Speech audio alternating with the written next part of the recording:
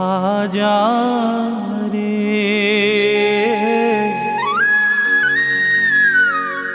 सांवरिया आजा रे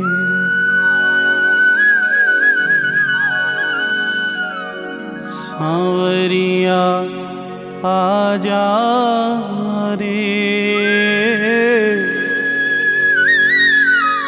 सांवरिया आजा रे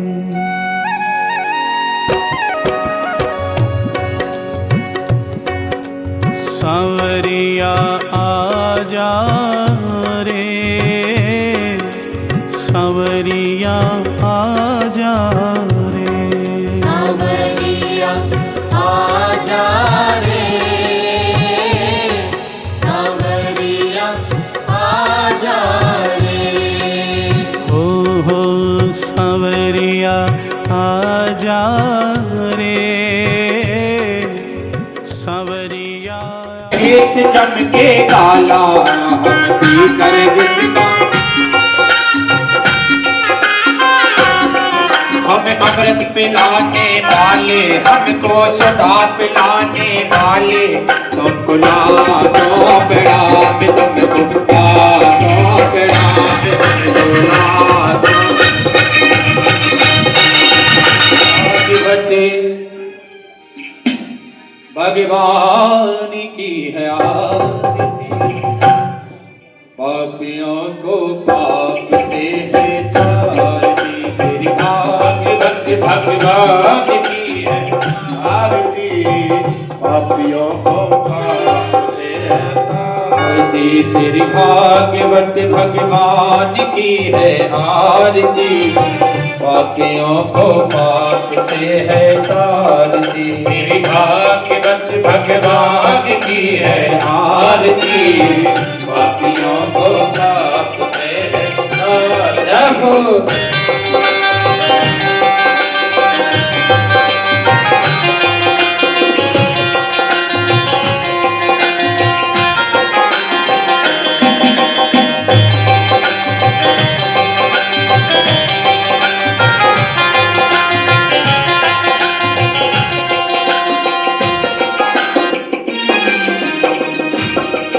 ये अमर ग्रंथ ये मोती पंथ ये पंचम वेद निराला नभ ज्योति जगाने वाला नभ ज्योति जलाने वाला नभ ज्योति जलाने वाला नभ ज्योति जगाने वाला नभ जलाने वाला हर नाम यही हर जान यही हर नाम यही हर नाम यही रख के महिमा की आरती पापियों को पाप से है तारती श्री भागवत भगवान की है आरती पापियों को पाप से है तारती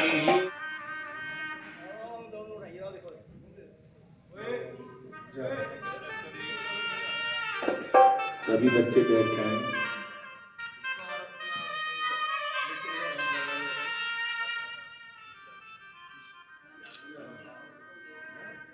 बोल ठाकुर जी महाराज की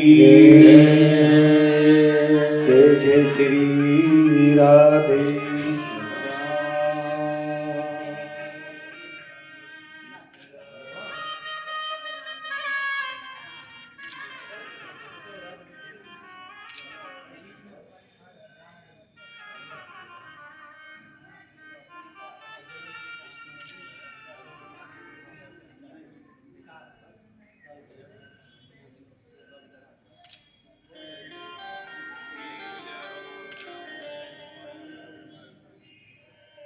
वंशी विभूषित कराल नवनीरदाभा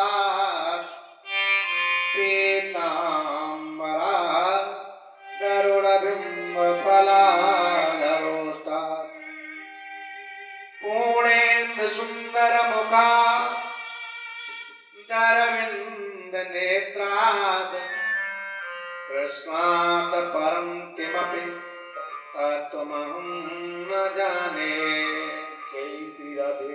कृष्ण तुदीय पद पंकज पजरांते अधैव में विसूत मानस राजहंस प्राण प्रयाण समय कपिपाद पेते कंठावरोधन बुधौ स्मरण कुपस्ते।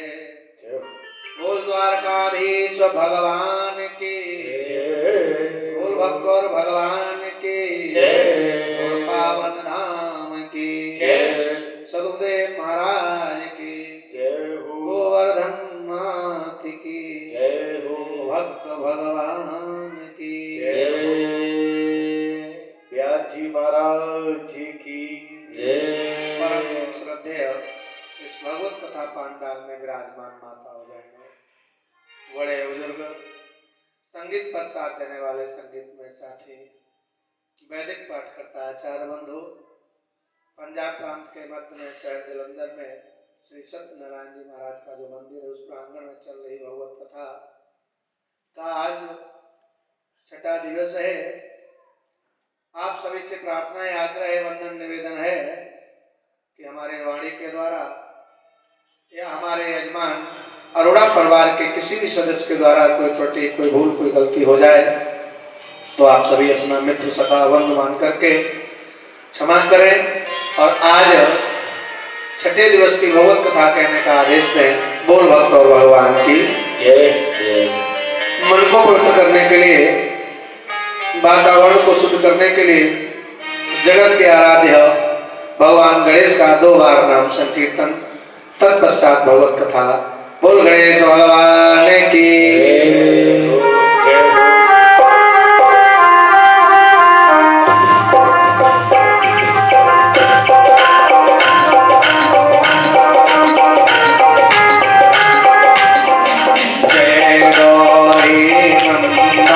स्वामी जय गौरी नंदा, गणपति आनंद कंदा, गणपति आनंद कंदा, गणपति आनंद कंदा, गणपति आनंद कंदा, गणपति आनंदा। ओम जय गौरी नंदा। सभी लोग ताली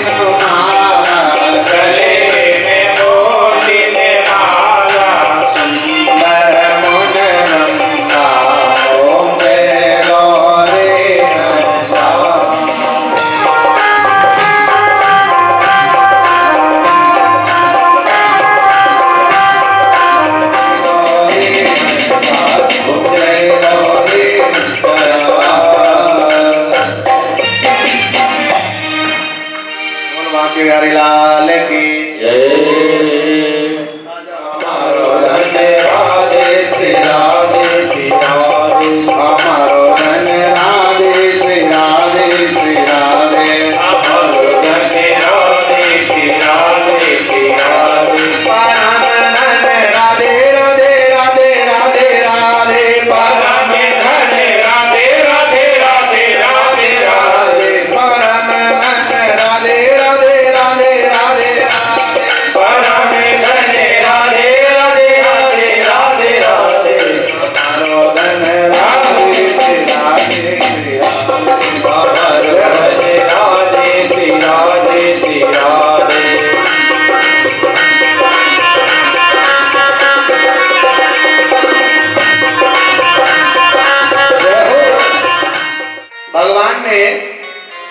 गिरिराज को कनिष्ठिका अंगुली पर उठाया। ये सभी जानते हैं कि भगवान ने कनिष्ठिका अंगुली पर गिरिराज उठाया था, लेकिन जो 56 भोग लगाए जाते हैं इसका क्या महात्म्य है, क्या तात्पर्य है? तो 56 भोग भगवान को इसलिए लगाए जाते हैं कि भगवान से ब्रज गोपिकाएं, ब्रज के लोग अनन्य प्रेम करते हैं और प्रभु प्रतिदिन एक दिन में 8 बार भोजन करते थे। और जब गिरिराज उठाया तो 7 दिवस तक परमात्मा ने भक्तों की रक्षा के लिए जलपान भी त्याग दिया। और भगवान ऐसे हैं, मैं भगतन को दास, भगत मेरे मुकुटमणि। भक्तों के अधीन परमात्मा है। अहम भक्त पराधीन, मैं भक्तों के ही अधीन हूं। भगवान कहते हैं भक्त तो मेरा परमात्मा है। तो 7 दिवस तक भगवान ने कनिष्ठिका अंगुली पर गिरिराज को धारण करके रखा, इंद्र का अभिमान दूर किया और गिरिराज का महात्मा अपने जैसा समान करवाया और 7 दिवस तक प्रभु भूखे रहे। इसलिए ब्रज गोपियों ने, ब्रज भक्तों ने देखा कि मेरा तो कन्हैया आज 7 दिवस से भूखा है और 7 अट्ठे 56, 8 बार का जोड़ करके 7 दिन का भोजन परमात्मा को एक साथ करा दिया। इसी प्रकार से और इसीलिए इसी कथा के तात्पर्य से भगवान को 56 भोग लगाए गए। बोल भक्त और भगवान की जय। और कहा भी गया है, पता नहीं कब परमात्मा किससे क्या करवा ले, ये तो उनकी इच्छा पर नियत है, क्योंकि हर चीज का वक्त होता है, हर चीज का समय होता है। एक हमारे बोल ठाकुर जी महाराज की पिछली बार जब कथा हुई थी इसी प्रांगण में, शायद मार्च अप्रैल की बात है, और उस कथा में हमारे परम भक्त और परम मित्र डॉक्टर राज जगपाल जी आए थे। कनाडा में रह रहे हैं और भारत देश के बहुत बड़े साइंटिस्ट हैं, अपने देश का गौरव है। और सहयोग देखो, आज यहाँ पर भगवान की कथा में शादी है और आज हमारे मित्र डॉक्टर राज जगपाल और उनकी धर्मपत्नी रजनी जगपाल की शादी की सालगिरह है।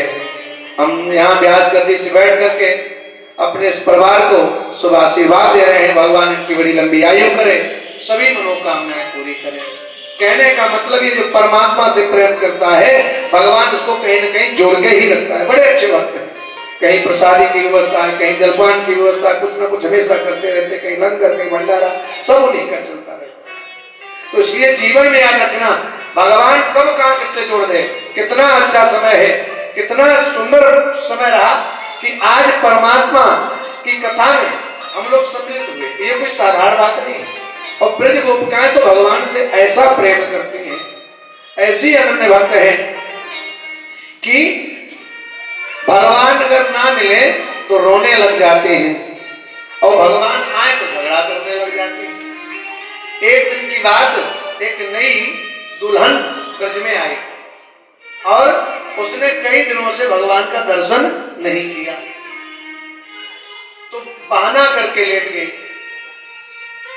कि मुझे पेट में दर्द है। बहाना किया दर्द का। अब सासू मां घबराई, बोली भगवान जाने इसको क्या हुआ। तो उस गोपी को पूछा, उस बहुरिया को पूछा क्या बात है, क्यों दर्द हो रही, क्यों? तो कहा भैया मेरे उदर में पीड़ा है। बोले कैसे ठीक हो गई? बोले पहले जब हम अपने गांव में थी तो वहां भगवान कन्हैया जी आते, झाड़ फूंक कर देते थे, भांडा करते थे, मैं ठीक हो जाती थी। सासू मां भाग करके गई और कन्हैया से कहा कन्हैया चलो हमारी बहू के पीड़ा हो रही है। और भगवान कन्हैया समझ गए इस गोपी को कई दिनों से मेरा दर्शन नहीं हुआ, मुझसे मिलना चाहती है, बहाना दर्द का है, निशाना तो मेरे दर्शन का है। इसलिए भगवान कन्हैया ने सोचा क्या किया जाए। जो महारास है, महारास में भी भगवान ने किसी के अभिमान को दूर किया। और वो किसका अभिमान? कामदेव का। कामदेव को अभिमान था कि मैं विश्व विजेता हूं, मैं सबसे बड़ा कामी हूं। एक बात और बताएं, जीवन में याद रखना, भगवत कृपा, भगवत चर्चा ऐसे ही नहीं मिलती। भागवत कथा कराने के लिए, भगवान से जुड़ने के लिए 4 चीजें होनी चाहिए, तब भगवत कृपा मिलेगी। और वो 4 चीजें कौन सी? सबसे पहले हो श्रद्धा, उसके बाद में समय, फिर हो स्वास्थ्य और बाद में हो धन। सबसे पहले भगवान पर श्रद्धा हो कि भागवत ग्रंथ साक्षात परमात्मा है, और श्रद्धा है तो भगवान कभी न कभी पूरी भी करेंगे। उसके बाद में आता है समय। अब श्रद्धा बहुत है, अगर समय नहीं है तो भी नहीं कृपा भगवान की कथा हो सकती। तो समय होना चाहिए, और समय के बाद में स्वास्थ्य भी अच्छा होना चाहिए। श्रद्धा भी है और समय भी है। अगर सेहत और स्वास्थ्य अच्छा नहीं है तो कथा में मन ही नहीं लगेगा। उसके बाद में फिर धन की जरूरत है। धन सबसे बाद में, धनवान तो बहुत है, एक बार भी भगवत कथा नहीं करा सकते। और जब ये 4 चीजें होंगी तो इस कथा से 4 चीजें तुम्हें मिलेगी, धर्म, अर्थ, काम और मोक्ष। धर्म, अर्थ, काम, मोक्ष। लेकिन हर व्यक्ति चाहता मोक्ष है। अब मोक्ष पहली सीढ़ी तो है नहीं, सबसे पहले है धर्म, फिर अर्थ, फिर काम, फिर है मोक्ष। मोक्ष लास्ट सीढ़ी है, और तुम चाहते सभी मोक्ष हो और धर्म कोई नहीं कर रहा, तो मोक्ष कैसे मिलेगा? अगर मोक्ष चाहते हो तो पहले धर्म करो, और धर्म भी अर्थ के द्वारा, यानी मेहनत के द्वारा कमाए हुए धन से धर्म करो। धर्म, अर्थ और काम, काम की वासना को मार करके परमात्मा के चरणों से प्रीत करो, तुम्हें मोक्ष मिल जाएगा। बोल भक्त और भगवान की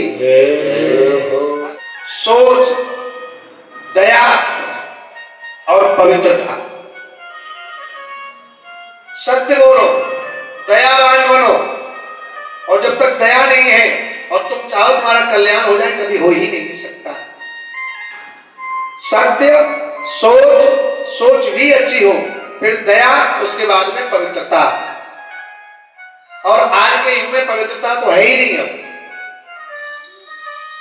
घर में भी हर जगह जाकर के देखो, कुछ ना कुछ ऐसे कृत्य होते हैं। आजकल के तो लोग घर में रसोई से भी अपनी घड़ाओं को, अपने पादुकाओं को निकालते ही नहीं घर से। एक जगह हम गए तो कोई देवी चप्पल पहन करके रसोई में भोजन बना रही थी, तो हमने कहा मैया ये क्या कर रही है, ये तो अपवित्र है। तो कहा कि महाराज जी, मैंने तो हर जगह अलग अलग चप्पलें रखी हैं, और ये चप्पल जो है ये खाने वाली है। कहा ये चप्पलें खाने वाली हैं, कहने का मतलब चप्पलें भी खाने वाली बन गई, यानी रसोई वाली बना दी। ये अपवित्रता है। मैंने एक दिन भजन बोला था, तुमने आंगन नहीं बुहारा, ओ तुमने आंगन नहीं बुहारा, कैसे आएंगे भगवान, कैसे आएंगे भगवान। तुमने आंगन नहीं बुहारा, कैसे आएंगे भगवान, कैसे आएंगे भगवान। कैसे आएंगे भगवान, कैसे आएंगे भगवान, कैसे आएंगे भगवान, कैसे आएंगे भगवान, कैसे आएंगे भगवान। आंगन नहीं बुहारा, तुमने आंगन नहीं बुहारा, कैसे आएंगे भगवान, कैसे आएंगे भगवान। जय हो।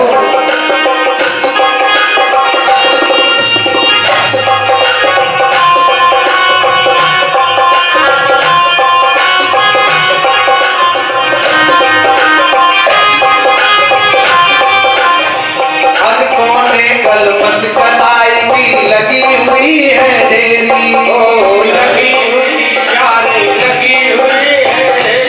आंगन चौबारा अंधियारा, आंगन चौबारा अंधियारा, कैसे आएंगे भगवान, कैसे आएंगे भगवान, कैसे आएंगे भगवान, कैसे आएंगे भगवान।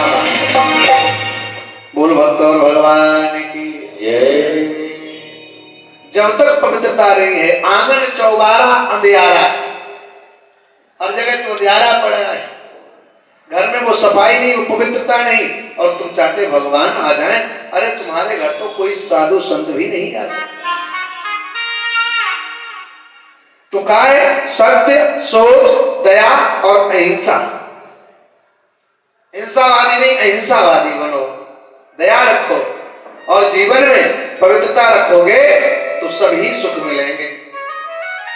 अब 4 चीजें मिलती हैं, 4 चीजें होनी चाहिए, 4 चीजें रखनी चाहिए, और 4 चीजों को भगवत कृपा पाने के लिए अपने जीवन से दूर करना चाहिए।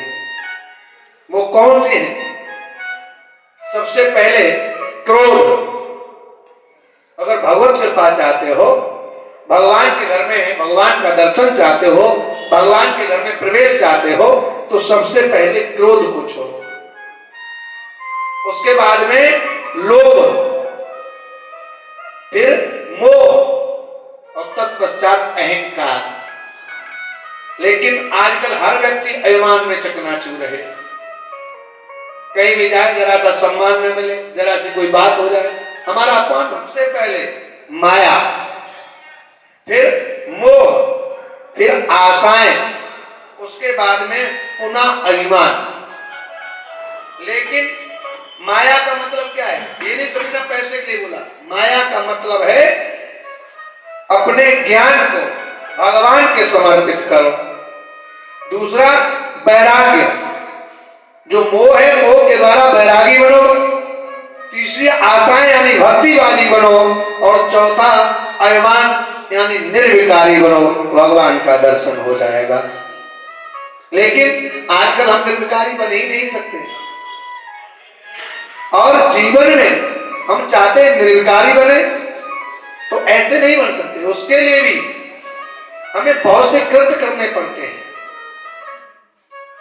धर्मेण हन्ते व्याधि, धर्मेण हन्ते ग्राह, धर्मेण हन्ते शत्रु, धर्मेव सुखवा। धर्म में वो शक्ति है कि सभी बाधाएं दूर होती हैं। धर्म करने में वो शक्ति है, सभी ग्रह शांत होते हैं। कुछ चल रहा है। करने वाले कृत्य को भी भगवान कर सकते हैं, ना करने वाले कृत्य को भी भगवान कर सकते हैं। लेकिन हम सबकी एक विडंबना है कि हमने भगवान को भी एक खिलौना बना लिया है। भगवान पर श्रद्धा नहीं रही, भगवान पर विश्वास नहीं रहा, भगवान पर निष्ठा नहीं रही, और चाहते हो कि भगवान मेरे ऊपर दया करें, वो कभी नहीं करें। अगर दया चाहते हो तो जीवन में एक बात याद रखना, श्वास श्वास में राम भज, वृथा श्वास ना खोए, ना जाने अब श्वास का आवन होए न होए। पता नहीं अब दोबारा श्वास मिले या ना मिले। हर सांस भगवान की कृपा समझो। मैंने कहा था कि अपने में अज्ञान, गुरु में ज्ञान। अपने में अज्ञान देखो, गुरु में ज्ञान देखो, और जब ऐसी सोच होगी तो संसार में भगवान मिल जाएगा। लेकिन आजकल के लोग अपने में ज्ञान देखते हैं, गुरु में अज्ञान देखते हैं, और संसार में शैतान देखते हैं, और चाहते भगवान का दर्शन हो, वो कभी हो ही नहीं सकता। रामायण में भी आया है क्या? हर व्यापत सर्वत्र समाना, और प्रेम से प्रकट होई मैं जाना, प्रेम से प्रकट होई मैं जाना। और कहा भी गया है प्रेम जगत में सार, और कुछ सार नहीं, कर लो प्रभु से प्यार, और कोई प्यार नहीं। संसार धोखा दे जाएगा। अगर आप चाहते हो कि जीवन में आपका कल्याण हो, तो परमात्मा से प्रेम करो। भोजन और भजन दोनों एक ही अक्षर से बने हैं। भजन में जो अक्षर भाजन और भोजन केवल भोजन में ओ की मात्रा है, यानी शब्दों से ही ज्ञान मिलता है। भोजन मात्रा में करो, क्योंकि मात्रा लगी हुई है। अगर मात्रा से अधिक कर लोगे तो नुकसान हो जाएगा, सह नहीं पाओगे, रोग लग जाएगा। और भजन यानी कोई मात्रा नहीं है, अनलिमिटेड, चाहे जितना करो कोई प्रॉब्लम नहीं होगी। भजन कभी नुकसान नहीं करता, और भोजन अगर मात्रा से बेमात्रा में कर लिया तो कभी फायदा नहीं देता। लेकिन अब भजन होता ही नहीं है, रात दिन व्यक्ति खाने के लिए मरा जा रहा है। वैसे नियम यह है, खाने के लिए मत जियो, जीने के लिए खाओ। और आजकल के लोग खाने के लिए जी रहे हैं। राम नाम के आलसी, भोजन को होशियार, तुलसी ऐसे जीव को बार बार देकार। भगवान भाव को देखते हो, भाव अच्छा है, कर्म तेरा अच्छा, कर्म तेरा अच्छा तो किस्मत तेरी नासी, और नियत तेरी साफ तो घर में मथुरा काशी, घर में मथुरा काशी। ब्रज गोपिकाएं कहीं कहीं नहीं, घर में ही नहीं है। सारे कृत्य संसार के किए, और प्रेम ऐसा किया कि भगवान द्वारकाधीश बन गए, फिर भी उन गोपियों के वियोग में रोते रहे। इसलिए आज भगवान पर उस माता ने संशय किया तो मार खाई, और गोपी ने प्रेम किया तो रास के लिए निमंत्रण मिल गया। भगवान ने कह दिया सरदोत फुल्ल मल्लिका, कहा भगवान पिता रात्रो सरदोत फुल्ल मल्लिका, गोपी चिंता मत करो, शरद ऋतु आ रही है, पूर्णमासी की रात में गांडीपन में आ जाना, मैं वहां रास रचाऊंगा। और आज जैसे वो समय आया, भगवान गांडीपन में गए। इधर भगवान ने ये महाराज रचाया क्यों भैया? इसमें भगवान ने जितनी भी लीलाएं की, कल मैंने कहा था गिरिराज पूजा के द्वारा भगवान ने इंद्र के अभिमान को दूर किया, और रामा अवतार का कर्जा था उसे गिर का, जिसको हनुमान जी लेकर के आ रहे थे, जब सेवा में नहीं लगा तो उसने कहा मैं क्या करूं, तो भगवान राम ने कहा था चिंता मत करो, मैं कृष्ण बन के आऊंगा, अपने जैसा सम्मान कराऊंगा। तो इंद्र का अभिमान दूर कर दिया, गिर का कर्जा उतार दिया, और महाराज की लीला से भगवान ने एक कामी व्यक्ति जिसका नाम कामदेव, जिसको अभिमान था, इन तीनों लोकों में भीख मार रहा था कि मैं विश्व विजेता हूं, मैं विश्व विजेता हूं, नारद जी से मिला। नारद जी से कहा नारद मैं विश्व विजेता हूं। नारद जी ने कहा तू बड़ा ढीठ है, अरे तू विश्व विजेता कैसे हो जाएगा? बोला क्यों? बोला तुझे तो मैंने हराया है। बोले अरे आप तो संत थे, तपस्या करते थे, इसलिए मैं उस टाइम पे हार गया था, अब मैं किसी से नहीं हारने वाला। तो कह दिया। एक बार नारद जी ने भी रामायण, रामलीला देखते होंगे आप लोग, रामायण की कथा में हिमगिर गुहा, एक बार नारद जी कहीं जा रहे थे और उन्होंने एक गुफा देखी, सुंदर वायु बह रही थी, सुंदर स्थान था, तो वहां तपस्या करने बैठ गए। और लिखा है हिमगिर गुहा देख यति पावन, और बही समीर सुर सरी सुहावन।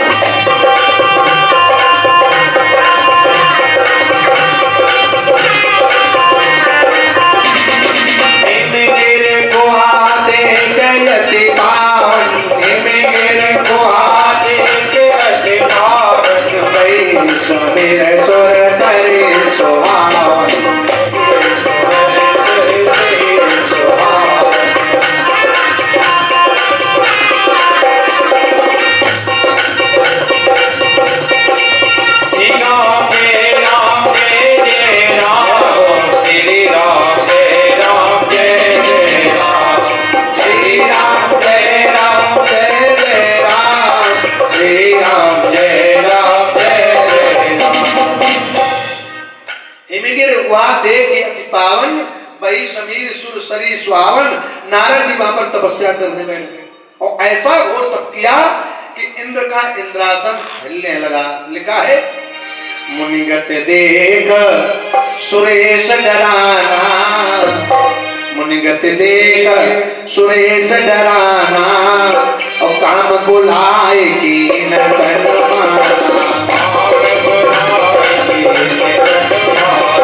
मुनिगत देख सुरेश डराना, मुनिगत देख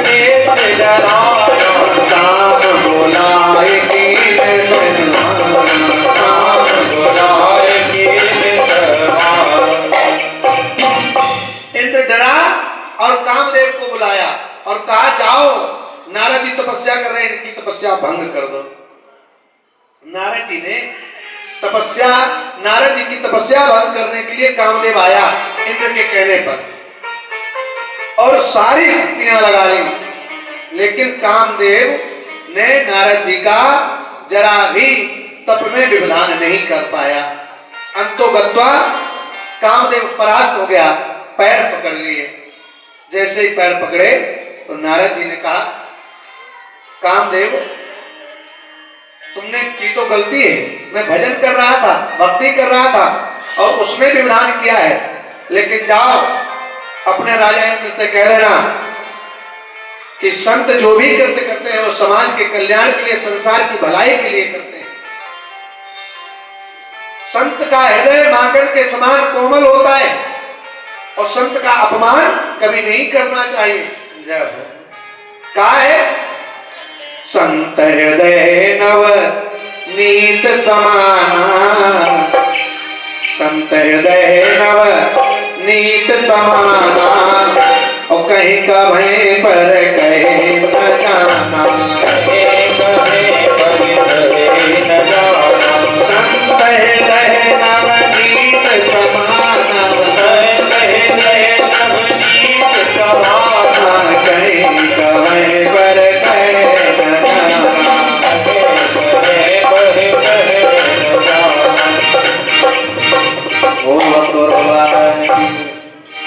संत का हृदय ही ऐसा कोमल होता है, संतों की बराबरी कोई कर ही नहीं सकता भैया।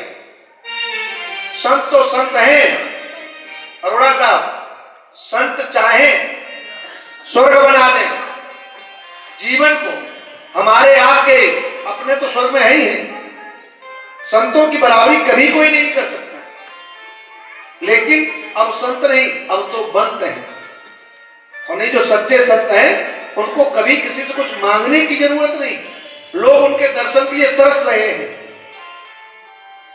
लेकिन आजकल के तो गली गली में घूम रहे हैं, गले में गुरुआ फिरे, कहीं चेलो कंठी ले, और स्वर्ग जाओ चाहे नरक जाओ, हमें टनाटन दे। परधन हरण को आज के युग में संत महात्मा केवल धन के चक्कर में बाबा बने, नहीं तो साथ संतों को कोई क्या दे सकता है, संतों की बराबरी कोई कर ही नहीं सकता है। संत तो हमें आपको देने आते हैं, लेकिन ये हम लोगों की मूर्खता है जो लोग ये कहते संत मांगने आते हैं, उन्हें क्या कमी है। लिखा भी है, बाबा रे मौज फकीरा दे, बाबा रे मौज फकीरा दे।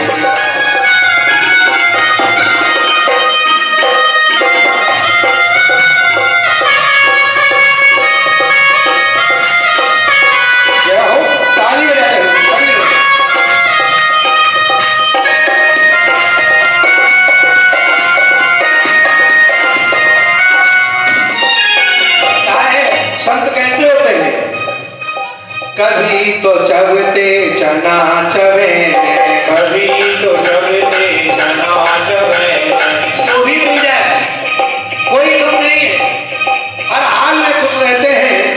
एक महात्मा जी कहीं पर लेटे थे जमीन पर, तो किसी ने कहा प्रभु जमीन पर लेट जाते हैं, जमीन पर लेट जाते हैं, सिराना हाथ रखते हैं, जमीन पर लेट जाते हैं, सिराना हाथ रखते हैं, हम तो तकिया बिस्तर अपना साथ रखते हैं। ये संतों की परिभाषा है, और इसीलिए कहा गया है, कभी तो चबते चना चबे,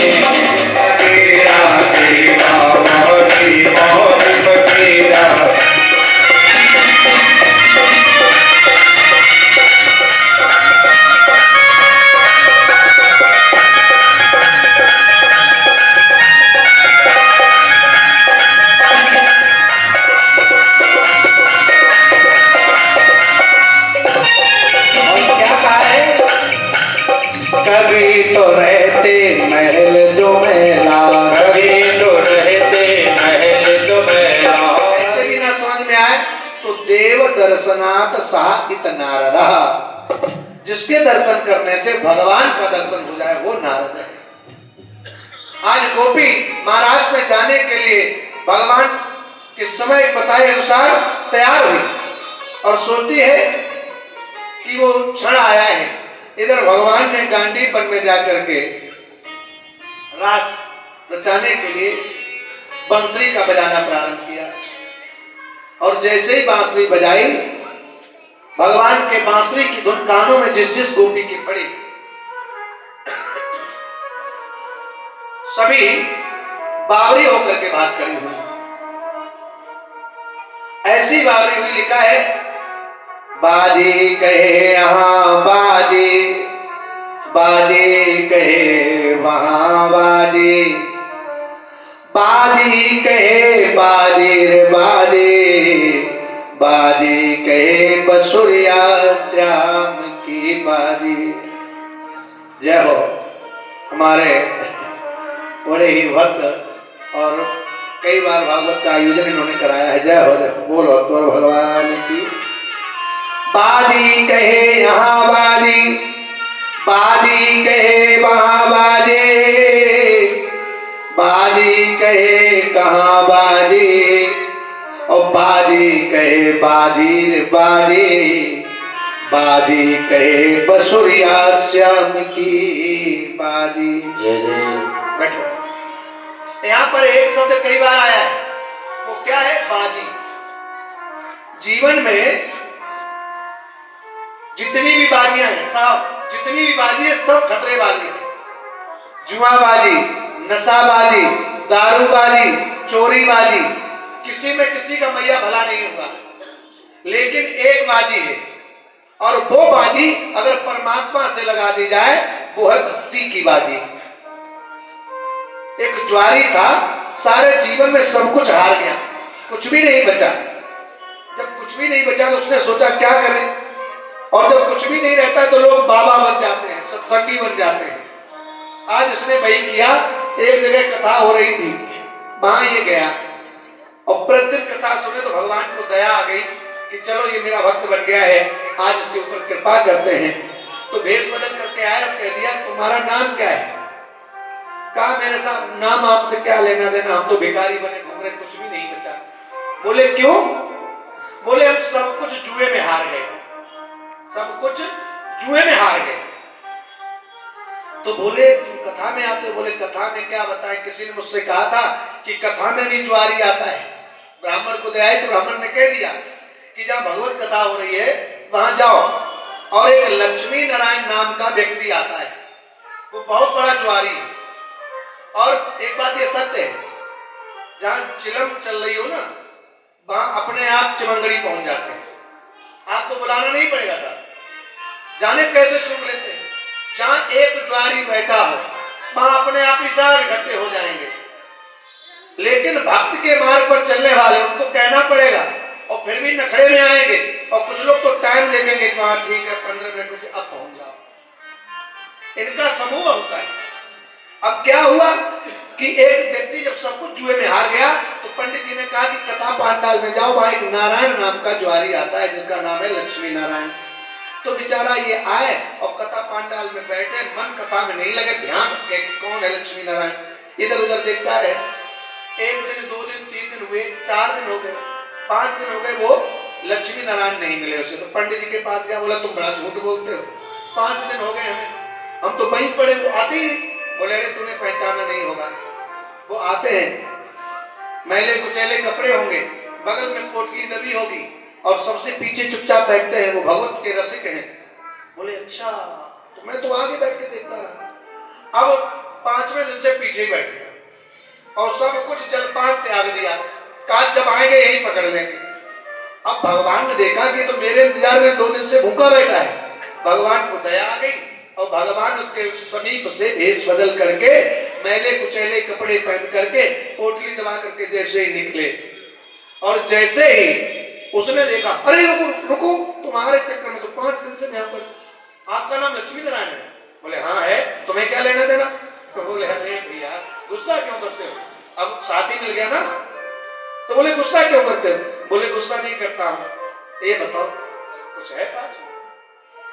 वो भगवान लक्ष्मी नारायण थे, वेश बदल के आए, बोले बहुत कुछ है, तुम बताओ क्या डाका? अरे काहे डाका नहीं डाले, यहाँ कथा हो रही है, अपन लोग चलो साइड में निकल चलते। भगवान ने बोला मतलब? बोले तुम जुआ खेलते हो ना? तो लक्ष्मी नारायण ने कहा मैं तो जुआ खेलता हूँ। तो ज्वारी बोला जुआ तो हम भी खेलते हैं। तो भगवान ने कहा कि मैं तो पैसे वाला हूं, देखो पैसे की पोटली है, तेरे पास क्या है? तो ध्यान देना क्या बोला वो ज्वारी। जैसे ही उसने भगवान बदले हुए भेषधारी को देखा, वेश बदल करके परमात्मा आए, तो वो तो समझ रहा था ये ज्वारी है, लेकिन वो साक्षात ब्रह्म थे। तो एकदम से बोला आओ महाराज आज सुंदर सलोना दिन, जी में लगे कुछ खेले और खिलाएंगे। महाराज बड़े दिन से इंतजार कर रहा था, 6 दिन हो गए आपका दर्शन नहीं हुआ। भाव समझो, वो समझ रहा है कि ज्वारी मिला, लेकिन एक तरफ परमात्मा मिला। कह रहा है आज सुंदर सलोना दिन, जिसको भगवान जिस दिन मिल जाए उससे ज्यादा सुंदर कौन दिन हो। फिर बोला कार्तिक का महीना नाथ, गई अभी दिवाली साथ, ज्ञान फल हेतु आज बाजी को बाजी से लगाएंगे। कार्तिक के महीने में जो दीपावली भी निकली है, तो दीपावली पे बड़ा लोग जुआ खेलते हैं। तो कहा प्रभु कार्तिक का महीना नाथ, गई अभी दीपावली साथ, ज्ञान फल हेतु बाजी को बाजी से लगाएंगे। भगवान ने कहा बाजी लगाओगे, तुम्हारे पास है क्या? तेरे पास तो कुछ है नहीं। तो क्या बोला वो ज्वारी? भगवान की कथा में कीर्तन में जाते जाते धनहीन हो गया था, पहले जुए में सब कुछ हार गया था, आज कीर्तन में गया तो बुद्धि निर्मल हो गई।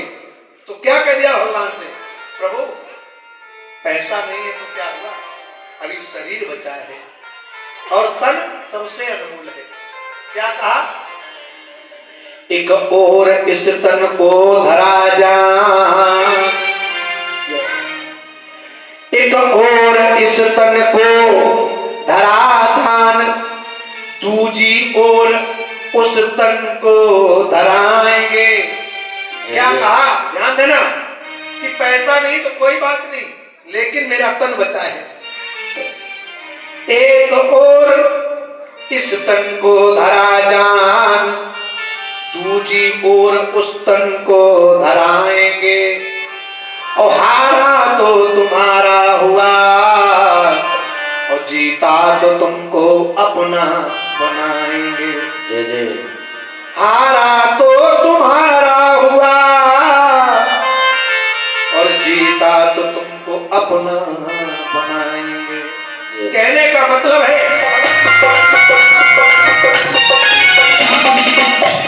नैनन आगे नहीं हो श्याम मोरे, नैनन आगे नहीं हो श्याम मोरे, नैनन आगे रही हो कन्हैया मोरे, सबरिया मोरे कन्हैया मोरे, नैनन आगे रही हो सबरिया मोरे, नैनन आगे।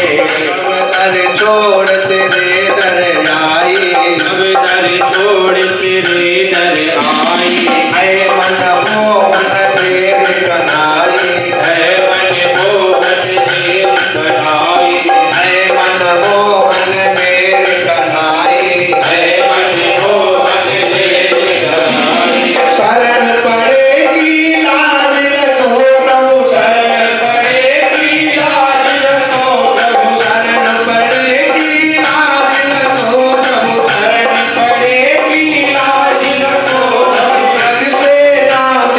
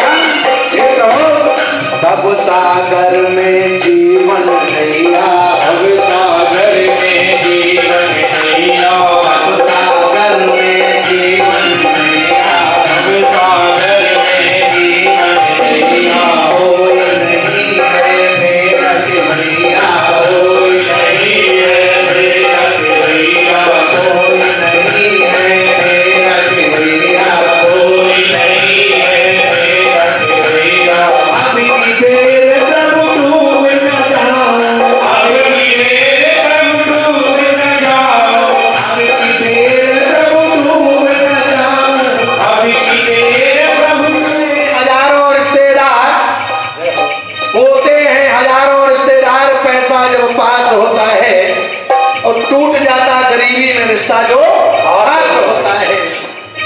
इसलिए ब्रजगोपियां कह रही प्रभु ये संसार के लोग सब मतलबी हैं, कोई किसी का नहीं है ना। मरती हुई जगती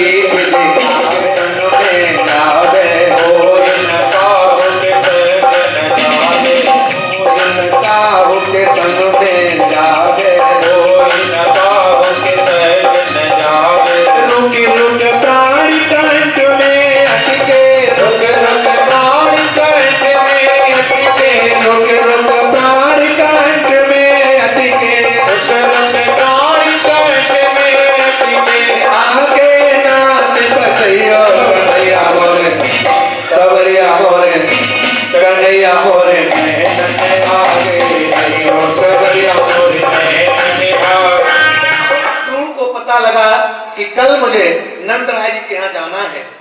सारी रात अक्रूर जी सोए नहीं, मन में सोचते हैं कि कल मेरा कैसा वो सौभाग्य जगेगा, कल मेरे लिए कितना पवित्र दिन है कि मैं भगवान का दर्शन करूंगा,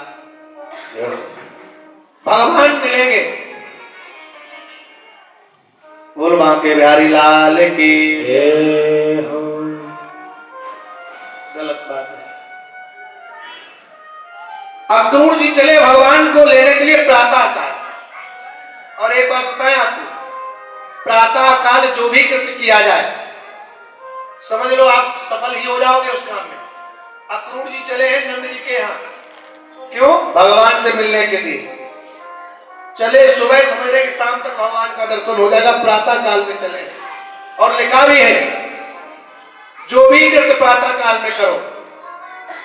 एक बात ये बताओ, हम लोगों में बहुत बड़ी विडंबना है, कुछ भी कृत्य करते तुरंत फल चाहते हैं, तुरंत ही फल चाहते हैं। साहब आज मेहनत की अब तुरंत फल मिल जाए, लेकिन पहले के जमाने में क्या, अभी भी मोबाइल में आ गई है, पहले अलार्म वाली घड़ी आती थी और उसमें अलार्म भरा जाता था।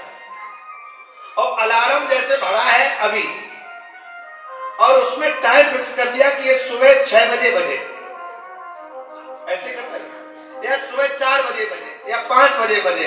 तो अलार्म भरा है अभी और जिस टाइम के लिए भरा है उसी टाइम पे बजता था कि नहीं, यानी हमें सचेत कर देता था, जगा देता था, जहां जाना वो बात टाइम बता देता था। ऐसे ही भक्ति का जो अलार्म है ये अभी भरो और जिस टाइम पर कोई साथ नहीं देगा उस टाइम पर ये अलार्म बजेगा और तुझे जगा देगा, तेरा सारा दुख मिटा देगा। प्रातः काल में उठो साहब। विद्या बुद्धि विद्या विनयम ददाति। अगर आप बुद्धि अच्छी चाहते हो, विद्या चाहते हो, तो सुबह उठ करके कुछ भी काम ना हो तो भगवान का भजन ही करो। देखो कैसी निर्मलता आती है। लेकिन सुबह नहीं उठेंगे और रात में सोएंगे नहीं। अक्रूर जी ने प्रातःकाल को रामायण में भी लिखा है, प्रातः काल उठ के रघुनाथा मात पिता गुरु नामई माथा। और ऐसे भी ना समझ में आए तो जो पहले एसटीडी वाले फोन चलते थे, घर घर में एसटीडी हो गई थी और जो फोन रखे रहते थे उनको अगर दिन में लगाओ तो सब बिजी आता था। और प्रातः काल उठ करके नंबर लगाओ जल्दी 3-4 बजे, सब लाने खाली मिलेंगी, चाहे जहां नंबर लगा दो तुरंत बेल बजेगी। ऐसे ही प्रातः काल तुम एक बार भगवान का नंबर लगा करके देखो, सीधा कनेक्शन हो जाएगा और जीवन में आनंद आएगा। लेकिन अब कौन? अक्रूर जी चले तो प्रसन्न है, मुझे भगवान का दर्शन होगा। भगवान ने भी कहा कोई बात नहीं, हमारे चाचा जी आ रहे हैं। अक्रूर जी प्रातः काल चले, मन ही मन में सोचते जा रहे हैं वो कैसा कृष्ण होगा, कैसी उनकी लीला होगी। और जब मैं जाऊंगा पुत्र बन के आएगा, हृदय से लग जाएगा, मुझे चाचा बुलाएगा। और जब चाचा कहेगा तो कैसा मेरा सौभाग्य है कि स्वयं जगत पिता मुझे चाचा कहेगा। मथुरा से चले और जैसे ही ब्रज में प्रवेश किया, अक्रूर जी रथ से उतर गए और ब्रज भूमि को प्रणाम किया। अगर किसी गाय के खुर में जल भरा मिल जाए तो उसी को प्रणाम करते हैं। और आज आजकल हम लोग प्रणाम करना नहीं जानते। साहब, प्रणाम का परिणाम है आशीर्वाद। अगर सच्ची भावना से, सच्चे मन से आप अपने शत्रु को भी प्रणाम करो, दुश्मन के भी पैर छू जा करके, तो उस टाइम पर उसका जो हाथ है वो रुकेगा नहीं, मुंह से भी निकलेगा, जीत जाओ, विजयीताम भव, यशस्वी भव, और हाथ सर की तरफ बढ़ेगा। यानी प्रणाम का परिणाम है जीत जाना, विजयी हो जाना। लेकिन हम प्रणाम नहीं करना जानते। लिखा तो ये दंडवत, कहते हैं कि कभी भी किसी को प्रणाम करो तो दंडवत करो। दंडवत का मतलब है जमीन पर लेट करके। लेकिन आजकल के लोग प्रणाम भी करते हैं। एक महात्मा जी ने कहा कि प्रणाम कर रहे हैं, बोले हाँ हाँ कर रहे हैं। बोले दंडवत कर रहे हैं, बोले दंडवत ही कर रहे हैं। बोले कैसे? नियम है कि दंड की तरीके से लेट जाओ। लेकिन आजकल के लोग डंडे की तरीके से लेटते तो नहीं है, एक डंडे की तरीके से खड़े होकर के, महाराज, यानी दंड के समान खड़े होकर के। और तुम चाहते हो कल्याण हो, कभी नहीं होगा। और कुछ लोग तो अगर धोखे से करेंगे भी तो मैं तो नहीं जानता, ऐसे करेंगे, आएंगे पंडित जी पैरी प्रणाम, और आकर के परियों से हाथ लगाएंगे और फिर सीने से ऐसे पंडित जी पैरी प्रणाम, यानी परिया जो छाती से। अब ये कोई प्रणाम है? जय हो। मैं तो समझता हूं इसका मतलब ये है, कहते हैं कि आपकी परियां टूट जाएं और हमारी छाती ठंडा, ऐसा प्रणाम है। दंडवत, दंडवत का मतलब है जय हो। भगवान की जय। कहने का भावार्थ ये कि प्रणाम का परिणाम है आशीर्वाद। लेकिन प्रणाम तब करना, पहले सुमन, शुद्ध मन हो, फिर नमन हो, फिर नमो, और उसके बाद में तुम्हारे जीवन में आएगा अमन। यानी सुमन, फिर नमन, उसके बाद में आता है अमन। लेकिन ना शुद्ध मन है, ना नमन है, केवल मर्यादा निभा रहे हो। अक्रूर जी गाय के खुर में भरे हुए जल को देखते चरणामृत समझ के पीने लगते हैं। और इधर जैसे ब्रज में आए, गौशाला में भगवान कन्हैया खड़े थे, अक्रूर जी को देख करके भाग खड़े हुए, चाचा चाचा चाचा। अक्रूर जी ने कन्हैया को उठाया, हृदय से लगा लिया, नंदराय जी के पास गए। नंदराय जी ने अतिथि घर में ठहराया। और यहाँ पर अक्रूर जी ने बाबा से कहा, बाबा मथुरा में एक का आयोजन है, मैं कन्हैया को लेने आया हूँ। बाबा ने कहा ये बात तो ठीक है, बहुत दिन के बाद आए हो, लेकिन मैं मैया यशोदा को पूछ लूं वो भेजेगी नहीं भेजेगी। जैसे ये कहा, बाबा नंद ने जाकर के मैया यशोदा से कहा कि मैया अक्रूर आया है। मैया यशोदा कहती हाँ मुझे पता है, कोई बात नहीं, स्वागत सम्मान करो। बोले स्वागत सम्मान नहीं, अक्रूर कन्हैया को लेने आया है। जैसे ये कहा, मैया यशोदा रुदन करने लगी। यहां पर एक बात ध्यान दें आप लोग, कन्हैया सो रहा था, मैया ने सुना कि कन्हैया चला जाएगा, रोने लगी। नेत्रों से अश्रु निकले, कन्हैया के कपोलों पर, गालों पर गिरे। और जैसे ही गालों पर गिरे, कन्हैया जाग गया और कहा मां रो रही हो, क्या बात है? तो मैया यशोदा कहने लगी, कन्हैया ये बताओ, एक बार मैंने तुम्हें उखल से बांधा था, वो तुम्हें याद है? कन्हैया बोले मैया कैसी बात करते हो, तुम मेरी माँ हो, चाहे जितनी बार मारो पीटो, ये माँ बाप का अधिकार है। और साहब माँ की बराबरी कोई कर ही नहीं सकता, माँ और बाप। अच्छा नहीं तो ऐसे देख लो, माँ दया की मूर्ति है, माँ की बराबरी कोई नहीं कर सकता। कन्हैया कहते माँ मुझे नहीं पता, मन ही मन हृदय से लगा लिया, माँ माँ होती है। और मैं तो कहता हूं माँ और बाप के शब्द में ही अर्थ है। कहो माँ, बोलो माँ, बोला यानी मुंह खुल गया।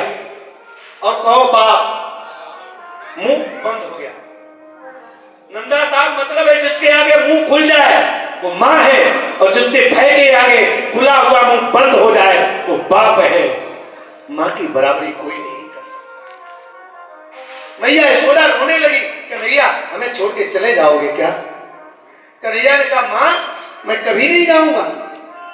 फिर कहा अक्रूर आया है, देखो भगवान कैसे लीला रहे हैं, जाना भी है और माता को समझा भी रहे हैं। मैया यशोदा ने कहा कन्हैया तुम गौएं चराते हो, तो भगवान कहते मैया हमारी गाय हम तो चराएंगे। बोले लाला कभी तुम्हें मेरी मार का बुरा तो नहीं लगा? कन्हैया ने कहा मैया माँ बाप तो मारने के लिए होता, उसमें बुराई की क्या बात है? फिर कह दिया कन्हैया अगर कोई मेरी बात बुरी लगी हो तो हमें क्षमा कर देना, मुझे छोड़ के मत जाओ। जैसे ये कहा कन्हैया ने देखा माँ आज उदास है, कोई बात विशेष है, तो नेत्र सजल हो गए और कहा मैया ये बताओ पहलियां मत बुझाओ, बात क्या है? तो कह दिया तुम्हें अक्रूर लेने आया है, मैं छोड़ के मत जाओ। जैसे ये कहा इतने में नंद बाबा आ गए, अक्रूर आ गए।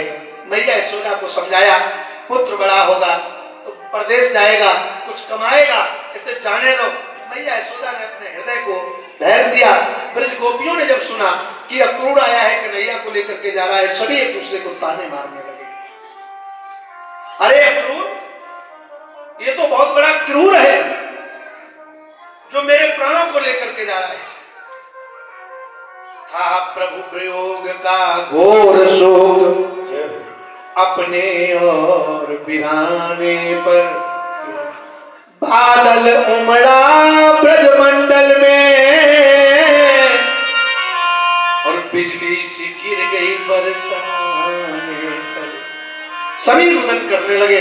भगवान कन्हैया रथ में बैठे, जैसे ही रथ में बैठे साहब माँ माँ होती, माँ की बराबरी कोई नहीं कर सकता। जैसे ही रथ में बैठे मैया यशोदा ने उसका जरा सा रोको, थोड़ा रुक जाओ, और रथ की तरफ आई मैया यशोदा और कहने लगी कन्हैया जा रहे हो जाओ, ज्यों पीठ दिखाकर जाते हो वैसे ही मुखड़ा दिखलाना, मथुरा के जटिल प्रपंचों में इस बूढ़ी माँ को न भूल जाना। कन्हैया मैं मानती हूँ कि अनपढ़ हूँ कमार, लेकिन वहां मथुरा की देवियां पढ़ी लिखी होंगी, हो सकता है सुंदर हो सकता है हमसे ज्यादा तुम्हारी सेवा करें, लेकिन इस बूढ़ी को याद रखना। जैसे ही कहा भगवान कन्हैया रथ से उतरे, माता के आंसू को पहुंच करके कहा मां चिंता मत करो मैं परसों आ जाऊंगा। और सभी ब्रज गोपियां रुदन करने लगी। कहा कि भैया चिंता मत करो मैं बहुत जल्दी आऊंगा। एक गोपी कहने लगी अब तक जैसा प्रेम आहाद रहा, जाओ कन्हैया कोई बात नहीं है, अब तक जैसा प्रेम आहाद रहा वैसा ही प्रेम प्रमाद रहे। जाते हो तो जाओ बेटा, माता का नाता याद रहे। जाओ मेरे लाल, मन को समझाने को मोहन कुछ पद चिन्ह तो देते जाओ, आदत है तुम्हें कलेवा की, ये माखन मिश्री लेते जाओ। लाल मैं जानती हूँ तुम सुबह बिगड़ जाए तो लोग कहते इसके माँ बाप भी बिगड़े। कन्हैया ने कहा चाचा रुक जाओ, मैं नहीं जाने वाला। मैया यशोदा तुम क्या समझती हो, तुम्हारा पुत्र संसार में तुम्हारा अपमान कराने के लिए कुर्बान कर दूंगा। कृष्ण के प्राणों में प्राण जब तक रहेंगे तुम्हारे सम्मान को ठेस नहीं। सभी ब्रजमंडल की गोपियां रुदन करते रह गए। मैया यशोदा कहती है लाल अगर तुमने कोई गलती की अपमान मेरा होगा। जीवन में बच्चों का धर्म बनता है किसी तरीके से माँ बाप को दुख ना दें। संसार के लोग, भाई पूछेगा कितना कमाते हो, पिता पूछेगा कब आओगे कब जाओगे, लेकिन माँ ये कभी नहीं पूछती। माँ जब भी पूछती है तो केवल यही पूछेगी कि आपकी बात कब शुरू होगी, क्या सही ढंग से तुमने खाया पिया नहीं, क्या सही ढंग से रहे नहीं। आज भगवान कन्हैया भी सोचते हैं क्या करें। मैया यशोदा मूर्छित हो गई, सभी ब्रज की गोपियां रुदन करती रह गई। एक गोपी अक्रूर के समीप आई और कहने लगी अक्रूर जी जा रहे हो, कन्हैया को जल्दी ले आना। रथ चला और भगवान कन्हैया पर बैठ गए, सभी रुदन करते रह गए। कन्हैया नहीं रुके, लेकिन जैसे ही नगर के बाहर निकले एक वृक्ष के समीप खड़ी एक देवी रुदन कर रही थी। भगवान ने कहा चाचा रथ रोक लो। रथ से उतरे और वो देवी कोई और नहीं स्वयं राधा रानी थी। भगवान रथ से उतरे और कहा राधे अगर तुम भी रोगी तो मैं जो कृत्य करने आया हूं वो नहीं कर पाऊंगा। राधा ने कहा जाओ मैं सब जानती हो तुम बड़े चिड़िया हो। अगर तुम्हें जाना ही था तो हमसे क्यों प्रेम किया क्यों नहीं लगाया। जैसे ये कहा था प्रभु वियोग का घोर सो एक नहीं सब रुदन कर रहे थे। बन के बाहर बिराने वो